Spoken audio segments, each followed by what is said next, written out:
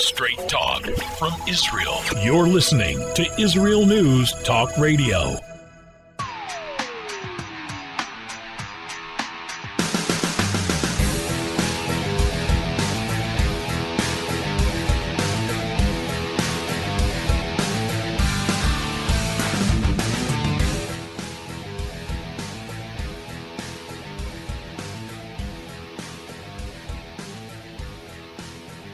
Arab Islamic crowds on the Temple Mount chanting for Hamas to strike Tel Aviv. It hasn't been quiet in Jerusalem the last few days during the Islamic Ramadan holiday.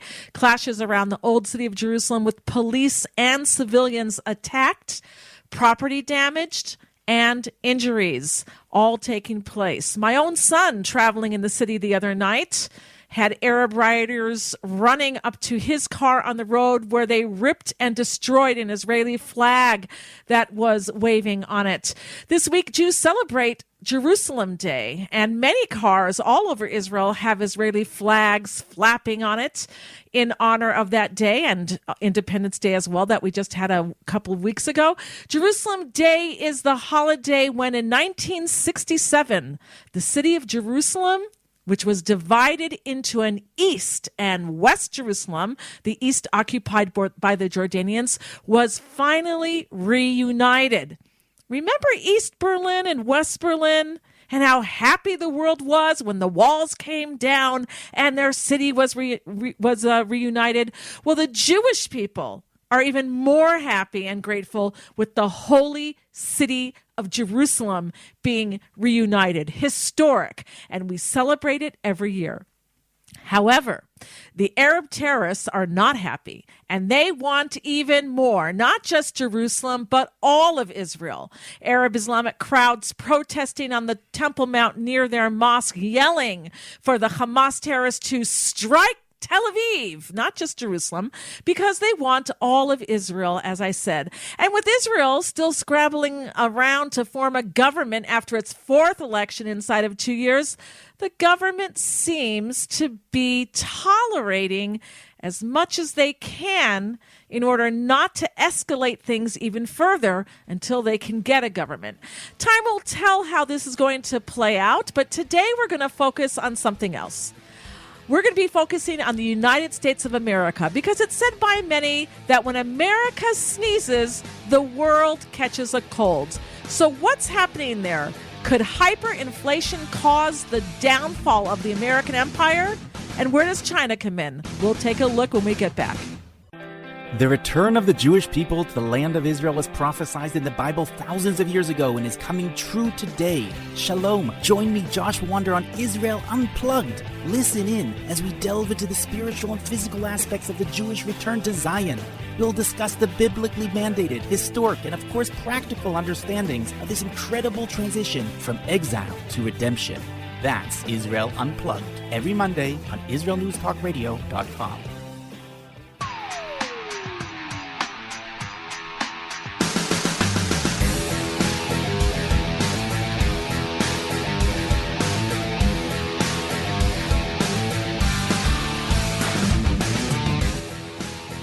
All right, we're back here at the Tamar Yonah Show on IsraelNewsTalkRadio.com. And we're asking the question today, could hyperinflation cause the downfall of the American empire? And where does China come in? Not just with the United States, but also in the Middle East. We're going to take an in-depth look of all what's happening today in geopolitics, specifically America and, of course, Israel. And our guest is David P. Goldman. He is the deputy editor of Asia Times. He writes the Spangler column for Asia Times online and the Spangler blog at PJ Media. And he's also the author of You Will Be Assimilated, China's plan to Sino-form the world. I hope it's a Sino. And how civilizations die and why Islam is dying too. And you can visit their website at asiatimes.com. Welcome to the show, David P. Goldman. For inviting me. It's a privilege. All right. So, first of all, my English is so bad, I've been away so long. Is it Sino-form or Sino-form? Sinoform is correct, and that's a word I made up. What is it? Yeah, what does it mean? It simply means that China wants to make a great deal of the rest of the world look exactly like China. Ah, okay. Well, they're doing pretty good in America with all the, seemingly communistic things that are developing there. But and we'll touch on that as well. But first, I want to start out with the economy in the United States. Right now, we see that the Democrats have this huge plan to take trillion-dollar loans, and they want to pay off so much money to the illegal aliens in the country. People are even talking about reparations to the blacks in America for slavery that was, I don't know, 150, 200 years ago. And, with the coronavirus that's hit the economy, the world's economy generally isn't doing that well. And I'm wondering now, with all the borrowing of money and with all the payoffs and with all the spending that Biden wants to do, could hyperinflation hit the U.S.? And if so, how could it affect it? Hyperinflation is a phrase that is used by the strategist of Bank of America to describe what they call a short-term situation. They talked about short-term hyperinflation. That is an hyperbole, because when we talk about hyperinflation, we think of the Weimar Republic or Zambia or places where central banks start printing trillion-dollar notes. That, I think, is not going to happen in the United States. However, we have a very serious risk of inflation that looks like the 1970s, when we had 12% inflation, perhaps getting to above 5% by the end of the year. And that itself would be incredibly destructive for a simple reason.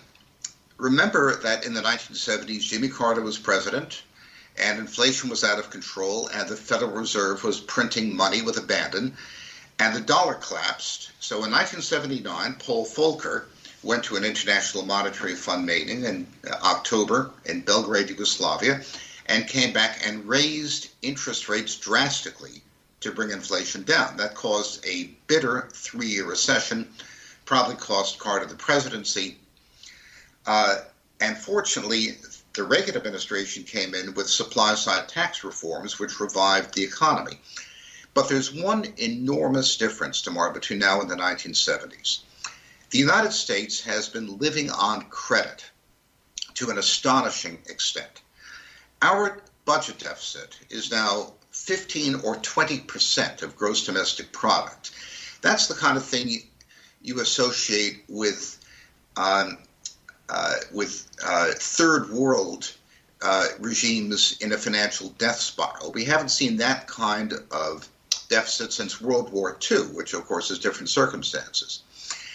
When Jimmy Carter was president, our government deficit was 1% of GDP. Now it's 15 to 20% of GDP. And our federal debt is much larger than gross domestic product. So let's say we get another 5 percentage points of inflation. Let's say bond yields have to go up by 5 percentage points to compensate investors for inflation, because people don't lend money to the government if inflation is going to wipe out the value of their coupon payments. In that case, we would have to spend an additional 6% of GDP just to service the debt. And that we're talking then about $12 trillion. 6% of GDP would be about $1.8 trillion simply to service the debt. And that would force drastic cuts in federal spending across the board. Now, remember that with the Biden stimulus, 1/3 of every dollar spent by Americans now comes from the federal government. It's an astonishing number. What happens when you have to cut that back?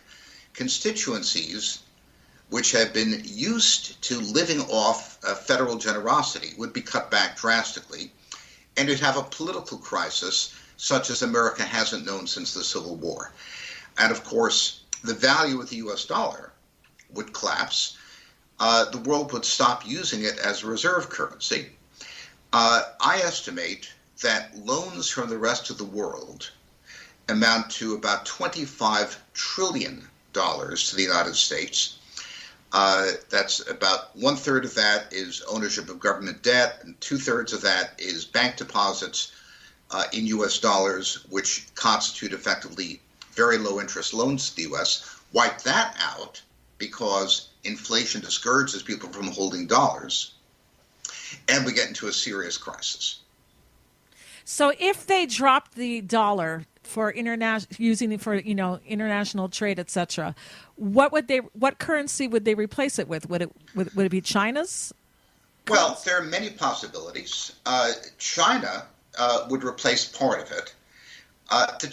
That's a complicated story. The Chinese do not want to take the role of the United States because the United States uses its reserve currency role to borrow vast amounts from the rest of the world. The Chinese do not want to be a massive net borrower from the rest of the world, but the Chinese will try to denominate a great deal of their trade. They're the world's largest trading nation. They do 12% of world exports. They'll try to denominate their trade in their own currency, and they're already beginning to do so. There would be many substitutes. People would go to the euro, they'd go to gold, they might use other currencies, but the declining role of the dollar would constitute a reduction of credit from the rest of the world. Just as a footnote, Tamar, we've run a trade deficit for the last 30 years. We export less to the rest of the world than we import from it. So we need to take credit from the rest of the world in order to finance that deficit. So America's net borrowings for the rest of the world, what's called our net foreign asset position, is now $13 trillion, or about half a year's total output. If we're not able to borrow from the rest of the world on favorable terms, we will not be able to keep importing $1 trillion a year more than we export. That's what we're doing right now. So American consumption would have to drastically decline because we wouldn't be able to afford to finance that trade deficit. Okay, I'm just going to throw out a number because I don't understand all of the financial economics of the world. But let's say that the United States owes different places in the world $10 trillion. If the dollar were to go bust, wouldn't all of these other countries that have loaned us, or that America is indebted to, wouldn't they lose also because they'd only be getting maybe a few cents off the dollar? Yes, absolutely. They would get more than a few cents. They would lose, my guess is inflation of 5 to 10% a year is possible in a really bad scenario. So they would lose in real terms, in purchasing power terms, 5 or 10% a year. We're not talking about losing 98%.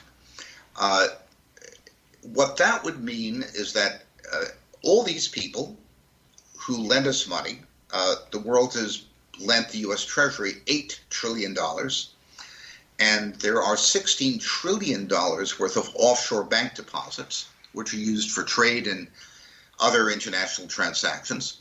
That would start to run off. People would not renew them. They'd cash them in, they'd buy gold or euros or something else instead. So the credit, we'd have to go find a way to borrow that money from somewhere else, which would mean borrow it from Americans. But Americans have not been lending to the federal government. Over the past year, the spectacular $4 trillion worth of federal borrowing that was required by this massive stimulus, that $4 trillion was lent by the central bank. The central bank basically printed money and bought government and other bonds and financed the deficit. That depreciates the dollar. Now, if you keep doing that, the dollar would go into a spiral. So at some point, you have to raise interest rates. And when you raise interest rates, the economy shrinks. So we'd go into a very severe recession and financial crisis. So I never imagined that the world would go back on the gold standard because you can't print more gold and you can print currency easily. So my last question is, we have to go to a break, but I want to ask you when we get back, we saw what happened in Germany after World War I when their currency went bust, and the Weimar Republic had a hyperinflation. Germans were trying to just get food on the table. They were deathly poor, and it brought on World War II. Will we see a war if America experiences something drastic like this? We'll be right back. We have to take a break. We'll be right back. Yeah.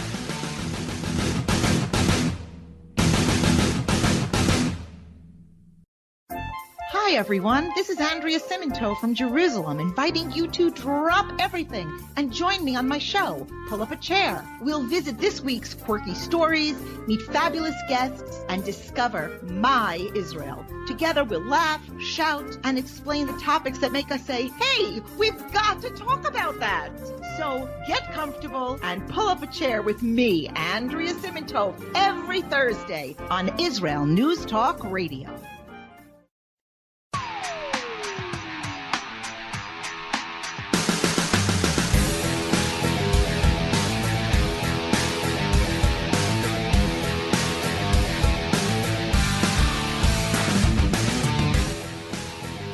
All right, we're back here at the Tamar Yonah Show on IsraelNewsTalkRadio.com. And our guest is David P. Goldman. He's the deputy editor of the Asia Times. You can visit the website at asiatimes.com. And he's here talking to us about hyperinflation. If it should hit the United States, what would happen? What would it lead to? What about cancel culture that we're seeing happening today, erasing American history, erasing the freedoms of people? And where does China come in? Not just with the United States, but also its relationship with Iran and its relationship here in the Middle East and its interests here. We have a lot to talk about. And David, before the break, I was just going to touch on if indeed there's hyperinflation, and we saw what happened to Germany after World War I when their currency just lost its power, and the people were their population was really struggling just to survive. They got a Hitler, and he was voted in because he was promising them a brighter future from their dreary, everyday, drudging life. What do you think could happen with America? Weimar was a very different situation. The hyperinflation was the direct result of the enormous reparations payments which the Allies imposed on Germany. Since Germany could not pay, they printed money to buy foreign currency in order to make the reparations payments, and that pushed the then Reichsmark into a death spiral. We're not going to get 1,000 to 10,000% inflation. We might get, in a bad scenario, 5 or 10% inflation, but that would be bad enough because it would force the U.S. into a severe recession with drastic cutbacks in federal transfer payments, which, as I said, are now 1/3 of all U.S. personal consumption. So the political fallout would be horrendous. All the constituencies which have been promised massive handouts from the government would come away empty, and you'd get violence. It would be an ugly situation. Okay, but with all the spending America's doing now, all the printing of money they're doing, also just with the stimulus checks that, after Corona, I don't see a very rosy future there for the dollar. No, I think the dollar is going to decline sharply. It has, of course, been weak recently. And as the dollar declines, we're already seeing many countries diversify their reserves out of dollars, particularly emerging market countries. Russia now has more gold reserves than dollars. And to the extent that the world refuses to lend money to the United States, and we've been living off foreign credit for 30 years, that will force a cutback in our deficit, which is now the biggest since World War II. So it's really a perfect storm hitting. But when we talk about perfect storm, I'm talking about something that looks like 1979 or 2008, which is bad enough, but not like 1922 in Germany. Mm-hmm. So you don't think the United States would go to war in order to save its economy, get it going again, and get it grinding and going? No, there's no immediate war provocation in this. Of course, financial stress does lead to political stress. The risk of war really focuses on Taiwan. That's a whole other thing to discuss. To the extent the United States or its allies want to establish the independence of Taiwan from the People's Republic of China, China will go to war to prevent Taiwan's independence being recognized. Right. I've been reading about that it's only a matter of time, and it will be soon, probably within a year or so. Well, not at all clear to me, because enough people know how dangerous this is. Henry Kissinger, for example, has been warning about it. Mm-hmm. So let's talk, before we put our eyes on China, I want to still focus on the United States. As I said when I introduced the show, that when America sneezes, the world catches a cold. That's what they say. And we're seeing cancel culture going on there, which is totally changing the face of America, its values, its freedoms, and really making a division between the conservatives and the progressives, erasing history, taking down the statues, cancel culture. What can you tell us about that? Well, this is a Chinese friend of mine says, you're having your own cultural revolution, referring, of course, to the Maoist insanity during the 1970s, which led to the destruction of China's universities and physics professors being sent out to learn from the peasants in the rice fields. That set China back 20 years. We desperately need a revival of science and technology in the United States. Just to give you one number, China now graduates 7 times as many STEM, science, technology, engineering, and math, bachelor's degrees, as does the United States. Russia graduates more than we do.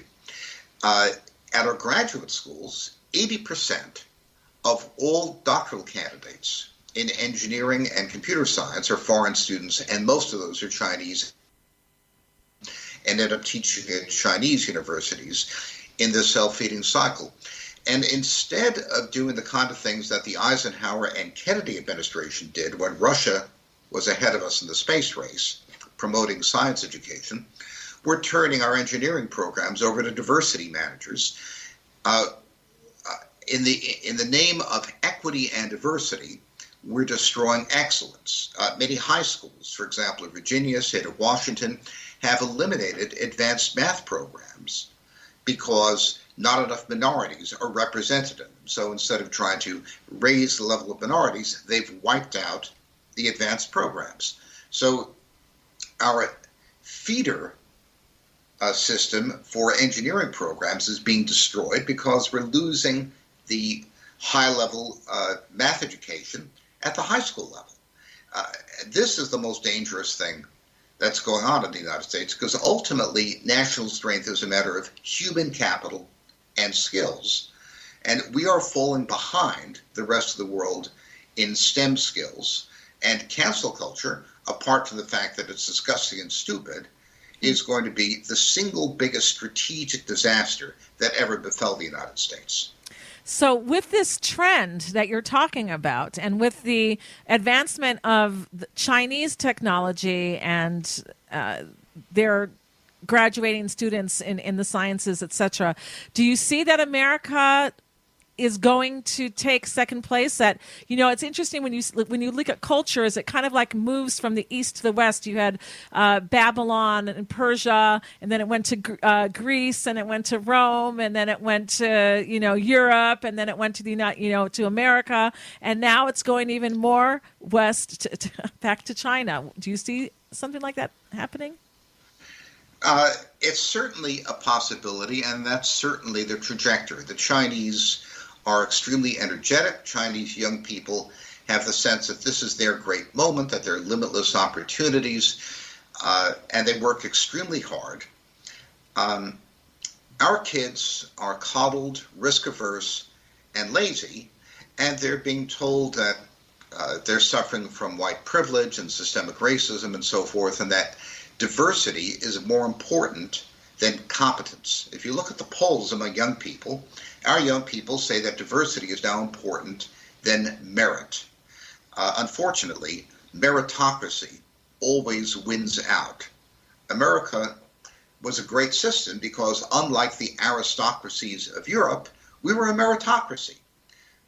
City College, Brooklyn College, where my father and my uncle got their bachelor's degrees, was a poor man's Harvard. People with real energy and drive could get ahead in the United States. And now we're saying that that's a matter of white privilege and that we have to reduce the overall level of competence to make sure that everyone feels warm and cuddly about themselves. That's a catastrophic development. It's un-American. It's the opposite of the values which made this country great in the first place. And if we continue in that direction, yes, certainly China will become the dominant power. Interesting. And so what does that mean for the world? I mean, they're not, they don't respect human rights. They don't respect freedom that America stood for, that everybody admired. What do you see happening? The Chinese are not the Russians. The Chinese, in all their history, have never been especially curious about how we barbarians govern our affairs. They believe in an autocratic meritocracy. That's the Mandarin system, which is basically unchanged over thousands of years. The people you meet in positions of power in China are from the top 1/10% of exam scores, typically. So the Chinese aren't going to go around imposing their system on other countries, but it certainly will create a pole between China and Russia of autocracies, which will support other autocracies and discredit the democratic ideal that America has represented. If America's democratic ideal is seen to fail, then the impetus for other countries to emulate the American system will clearly diminish, and the world will be a much nastier and more inhospitable place. So yes, there will be much less respect for human rights. It's not something to look forward to. So we're going to be going to a break in just another few seconds. When we get back, I want to ask you about China and their interests and relationships with Russia, with Iran, and again, their interests in the Middle East, because the Middle East is a very important part of the world as well, and what we can expect perhaps to happen. So don't go anywhere, everybody. We're going to be right back. You're listening to the Tamar Yonah Show here at IsraelNewsTalkRadio.com. If you'd like to call in and ask a question, then you can do so. Our numbers are on the top of our homepage at IsraelNewsTalkRadio.com. We're going to be right back.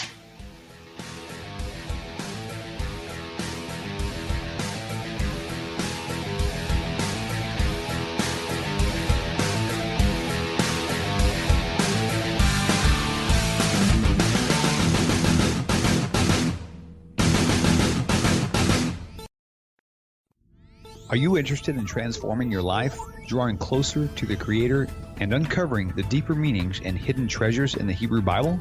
Then join me, Rav Yitzhak Michelson, And me, William Hall, on the Science of Kabbalah, where we are seeking to narrow the gap between what we understand of our physical and spiritual worlds. So make sure to tune in every Tuesday at 5 p.m. Israel time, 10 a.m. Eastern Standard Time, here on Israel News Talk Radio.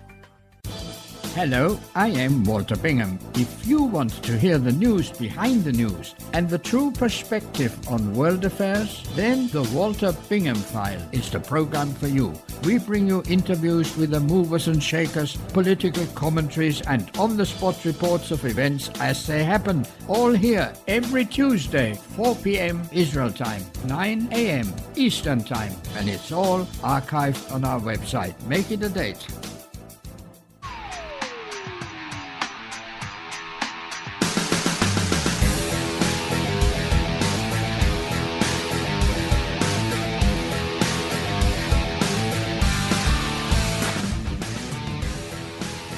All right, we are back here at the Tamar Yonah Show on IsraelNewsTalkRadio.com, and we've been talking about the United States of America and what would happen if hyperinflation really hit it. Would it cause a war? Would it destroy the economy? Would China come up and America go down?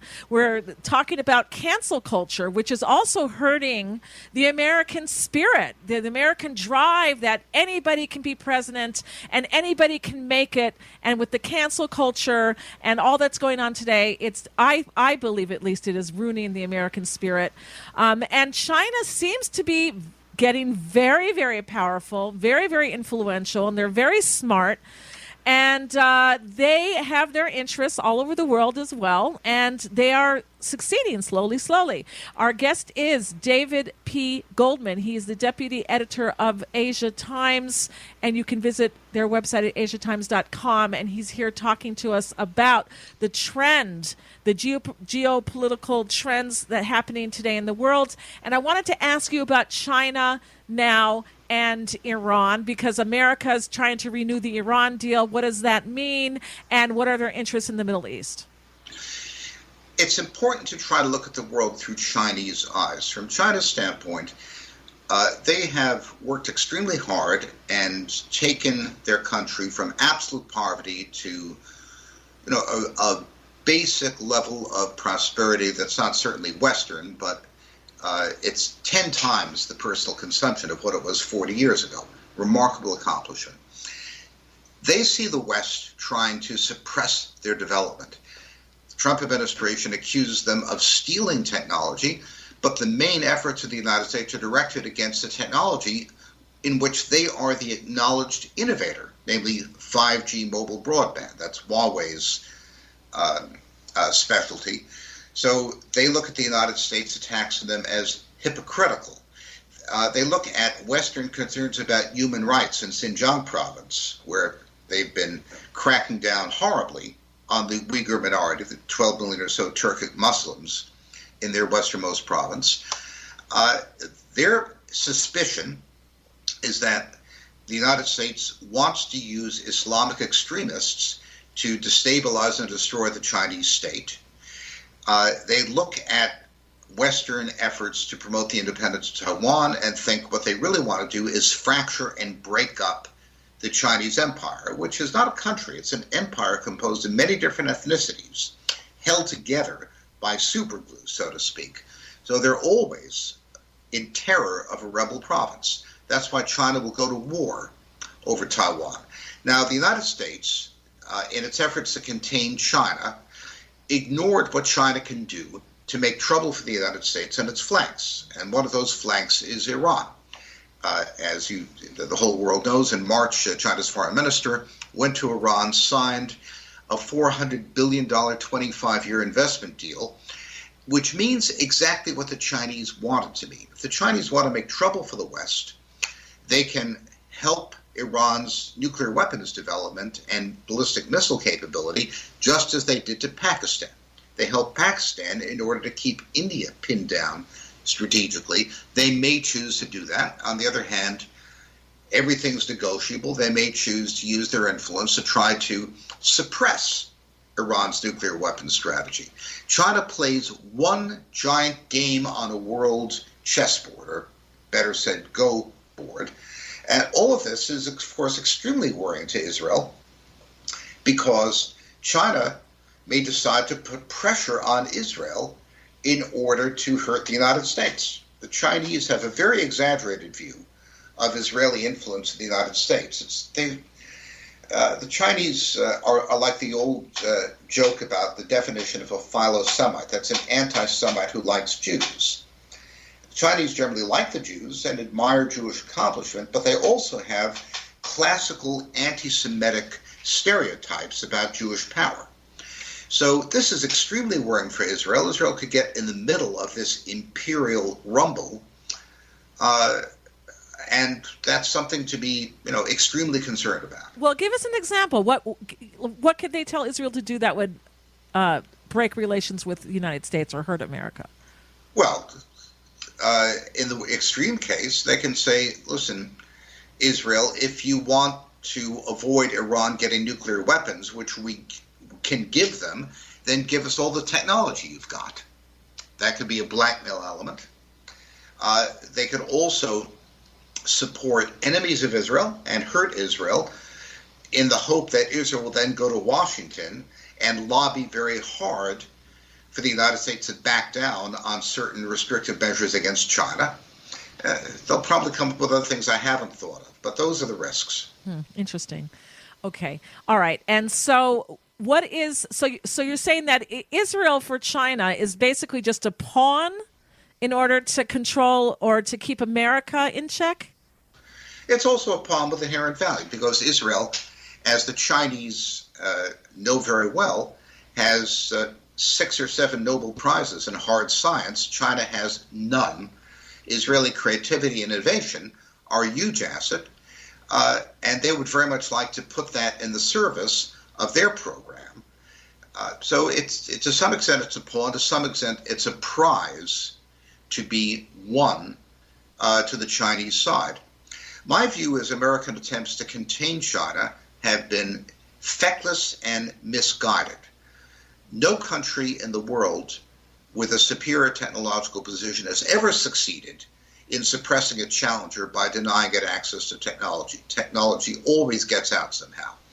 The only way to beat the Chinese is to stay ahead of the United States, to stay ahead of China by being superior at innovation.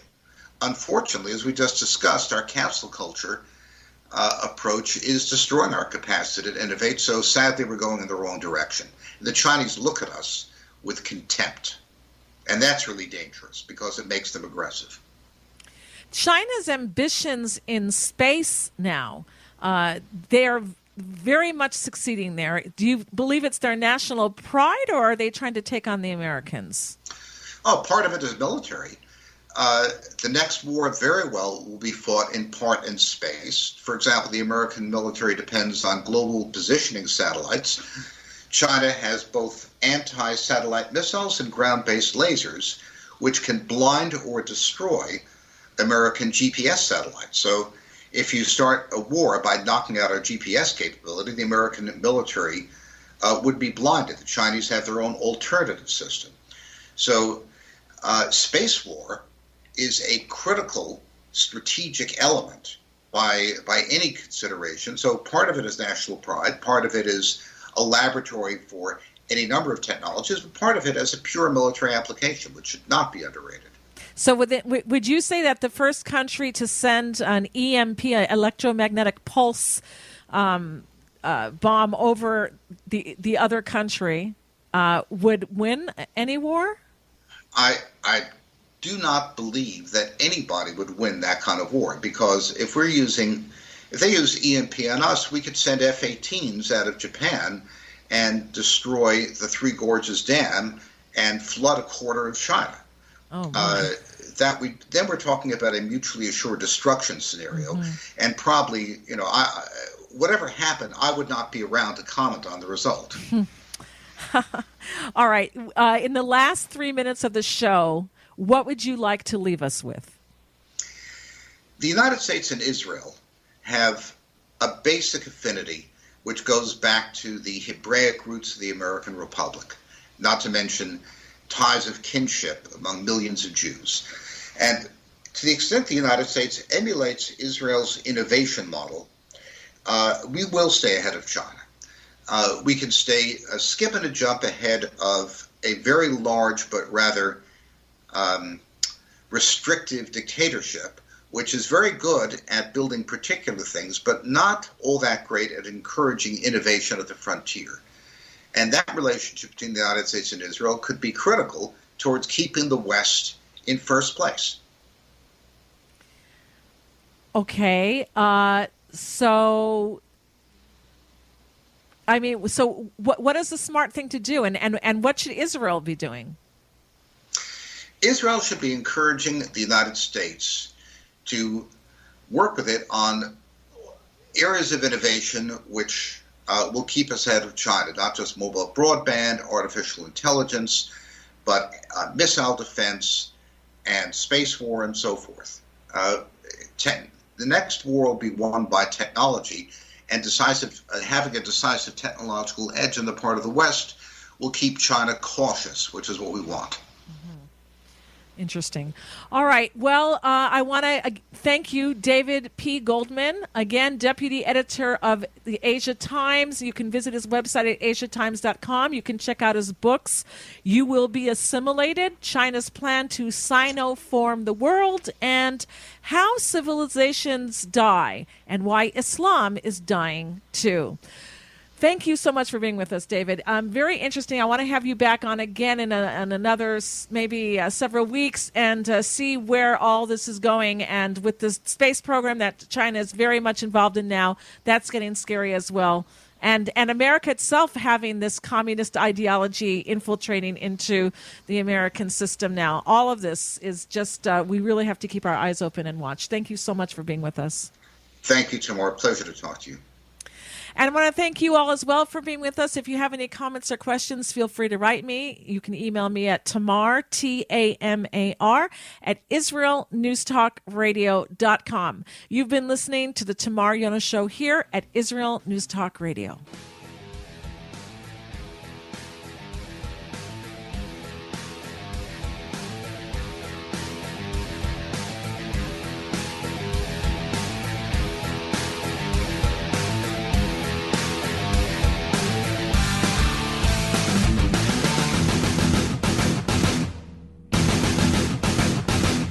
If you love Israel News Talk Radio, then you'll love our Facebook page. We keep you up to date on what's happening in Israel, plus little surprise treasures that we don't share on the radio. Go now to follow us on Facebook. Just look for the Israel News Talk Radio Facebook page, and don't forget to subscribe and follow us by clicking on the like button.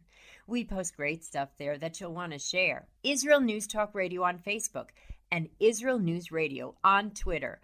If you're hearing this message, everyone else can too. Advertise with Israel News Talk Radio and get your message out to people. We'll build a personalized package for you. Contact advertising at IsraelNewsTalkRadio.com. Straight talk from Israel. You're listening to Israel News Talk Radio. Hey, this is Jake in Anchorage, Alaska, and I love listening to all the super interesting interviews and up-to-date information on what's happening in Israel. Hello, this is Anna King, originally from London, now living in Israel. And what can I say? Israel News Talk Radio is my cup of tea. My name is Bhaskar. I'm from India, and I love listening because you get to know the truth and wonderful voices from this lovely country. Mom! Okay, wait a minute. Hi, this is Chava Dax, and I'm calling from the rolling hills of Ma'ale Adumim, just north of Jerusalem.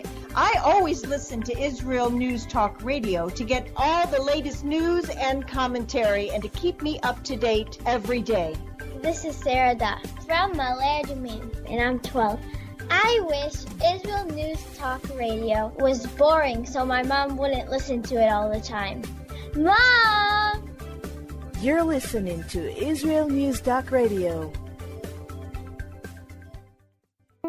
News, opinion, and more. You're listening to Israel News Talk Radio.